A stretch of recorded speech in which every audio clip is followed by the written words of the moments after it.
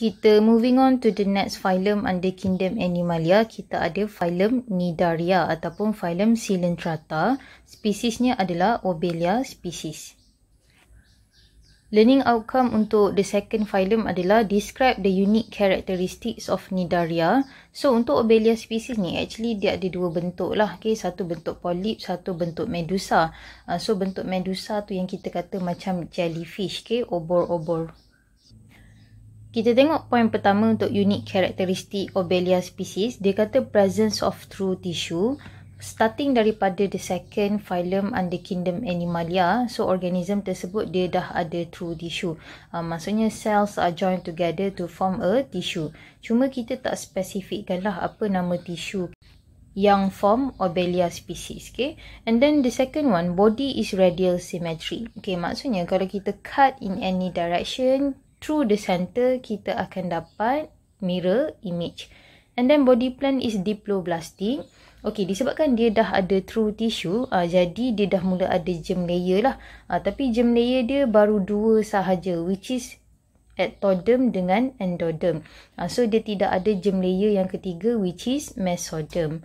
And yang keempat kita tengok, gastrovascular cavity has a single opening which serve as both mouth and anus.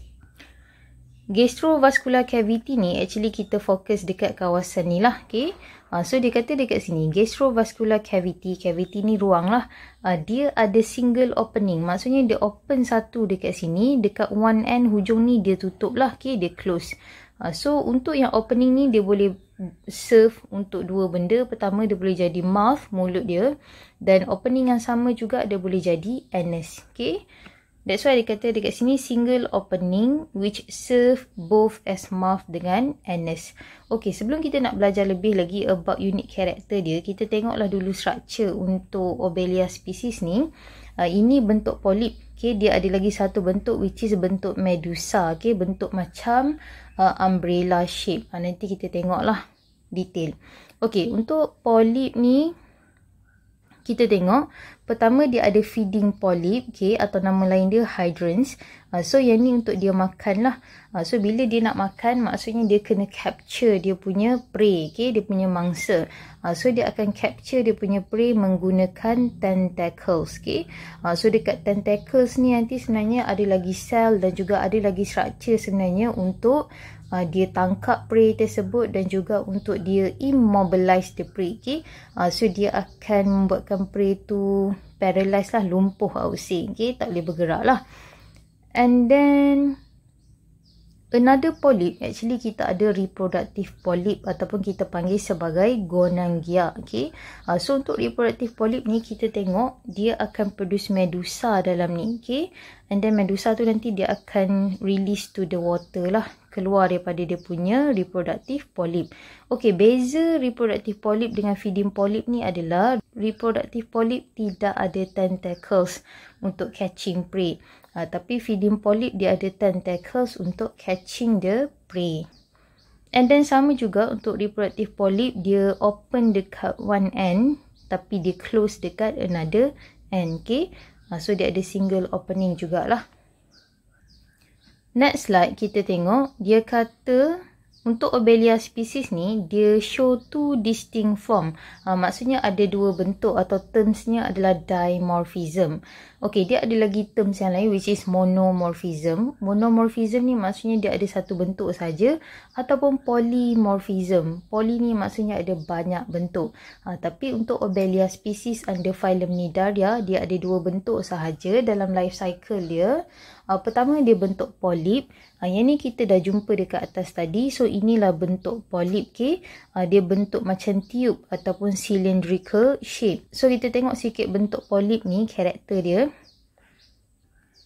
Tubular ataupun cylindrical shape. And then dia sessile ataupun non-motile. Jadi polip ni dia tidak boleh bergerak ke mana-manalah sendiri. So dia hanya bergerak mungkin ke kiri, ke kanan macam tu berdasarkan water current. Okay? And then close at one end. Yang ni kita dah cakap dia open at one end. Another end dia akan close lah. Okay? So at the other end has a mouth directed upward and surrounded by tentacles. Okay, so dia kata kat sini close at one end, tapi another end dia akan open. Okay, and then saya dah kata tadi untuk reproductive polyp dia tidak ada tentacles lah. Tapi feeding polyp dia ada tentacles. Okay, and then once again opening dia ni act as a mouth dan juga a nest. And then kamu kena tengok point dia dekat sini, directed upward. Maksudnya dia terbuka di atas. Okay, upward lah, ke atas. Sebab nanti kita akan tengok the second form of Obelia species which is Medusa. Dia terbuka juga tapi terbuka di bawah. Okay, sebab macam payung kan, umbrella kalau kita buka. So bahagian yang terbuka tu di bawah. Okay, yang tertutup tu di atas untuk halang hujan lah daripada kena dekat kita. Okay, so yang ni dia open upwards. So kita boleh buat macam ni lah bentuk dia. Okay, so dia terbuka di atas. Tapi untuk Medusa dia terbuka di bawah. Okay. Okay, seterusnya kita tengok apa lagi point untuk polyp ni. Dia kata contain small amount of mesoglia. Mesoglia ni adalah jelly-like substance. So dia ada sikit je lah jelly-like substance dekat dia punya badan. Kalau kita tengok gambar dekat bawah ni, mesoglia yang warna biru cair ni lah. So cuba kita zoom sikit. Okay, so untuk mesoglia, jelly-like substance untuk polyp punya bentuk ni, dia ada sikit saja jelly-like substance. Kalau kita tengok untuk Medusa, dia banyak dia punya mesoglia. Okay, so semua-semua ni adalah dia punya mesoglia lah. Okay, and then seterusnya point yang lain dia kata reproduce asexually by budding. Jadi polyp ni dia boleh reproduce secara asexual by budding. Kita tengok bentuk yang kedua untuk Obelia species. Okay, bentuk Medusa which is dia bentuk umbrella ataupun bell shape. So ni yang kita kata tadi, dia macam ni lah. Okay, and then dia kata Medusa ni free swimming with a mouth directed downwards at the end of a central projection called a manubrium. Okay, so beza Medusa dengan polyp, Medusa ni dia boleh bergerak, so dia motile. Okay, tapi kalau polyp dia sessile. So dia boleh bergerak dalam laut tu. Okay, and then dia punya mouth directed downwards. So mulut dia di bawah lah. Okay, menghala ke bawah opening dia. Tapi kalau macam polyp tadi, opening dia menghala ke atas. Sebab tu dia kata mouth directed upwards. Okay, so ni mulut dia menghala ke bawah. So dekat mana dia punya mulut tu? Dekat end of a central projection called a manubrium. Okay, untuk manubrium ni kita tak fokuskan dalam kita punya syllabus lah dekat mana dia punya kedudukan. Tapi I would say dekat sini lah, dekat tengah-tengah ni. Okay. Okay, seterusnya dia kata siapa yang produce Medusa ni yang bentuk umbrella ataupun bell shape ni? Jawapannya adalah reproductive polyp. Okay, so reproductive polyp ni adalah diploid. So dia akan produce Medusa by meiosis untuk produce Medusa yang haploid. Okay, so kita tengok kat sini. So reproductive polyp ni dia diploid. So dia akan undergo meiosis untuk produce Medusa yang dah ada dalam ni yang haploid. Okay, so kalau nak nampak lebih cantik, okay, Medusa ni, actually kamu boleh search dekat YouTube. Okay, macam mana Medusa dihasilkan. Ada video yang dibuat dan diupload dekat YouTube lah. Boleh tengok lah, menarik video tu.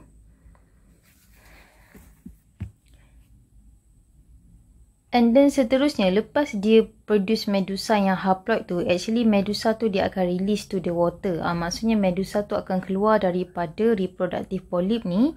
So dia keluar dekat sini and then dia akan berenang dekat water lah. So Medusa yang haploid ni, actually dia ada dia punya tugas yang lain, which is dia akan produce gamete by mitosis. Sebab Medusa tadi dah haploid. Okay, so dia kata kat sini Medusa yang haploid ni akan produce gametes by mitosis. Sebab Medusa ni dia ada gender lah. Okay, female dengan male.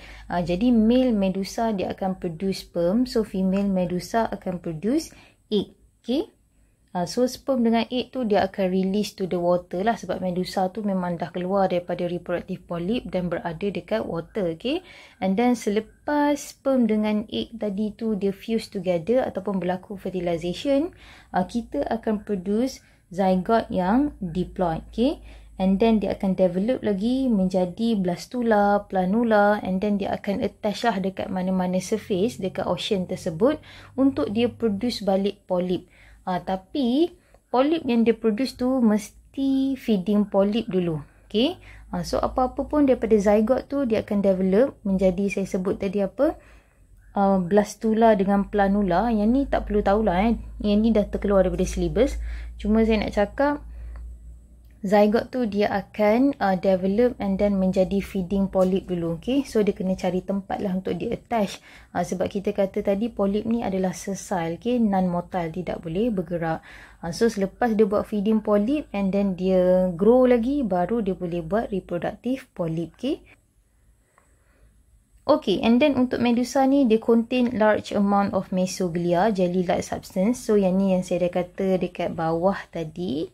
So untuk medusa ni dia lebih banyak jelly-like substance dia. Okay, yang ni. So kita cuba warnakan. Compared to polyp form yang sikit saja dia punya jelly-like substance. Okay. Untuk terms gastrodermis ke epidermis ni tak perlu tahu detail lah So just tahu ni bentuk yang pertama polyp, bentuk yang kedua medusa. So Obelia species dia adalah dimorphism. Maksudnya ada dua bentuk sepanjang dia punya life cycle. Jadi kalau kamu search untuk gambar polyp, so yang ni pun kita boleh kata sebagai bentuk polyp lah. Okay, so dia punya opening tu menghala ke atas. Okay, upwards. Tapi untuk medusa dia menghala ke bawah, downwards. Tapi actually ini yang dah adult, okay, yang dah dewasa. Kalau kamu search yang video saya cakap tadi tu, how medusa is reproduced, actually medusa tu sangat kecil, okay, dan I would say lebih comel lah compared to yang dah adult ni. Okay. So have a look on that sebab dia sangat interesting lah. Okay, settle part yang ni kita patah balik kepada structure untuk polyp ni. Kita nak focus more on tentacles. Sebab kita kata tadi tentacles ni dia boleh immobilize the prey. So apa-apa prey yang kena capture dengan tentacles ni dia tak boleh nak bergerak lah. So kita tengok kenapa dia tak boleh nak bergerak. So kita fokus dekat tentacles. Okay, sebab apa? Dia kata tentacles ni ada specialized cells yang kita panggil sebagai nidocyte. Nidocyte ni sel So dalam sel nidocyte ni dia ada lagi satu structure kita panggil sebagai stinging structure, which is namanya adalah nematosis.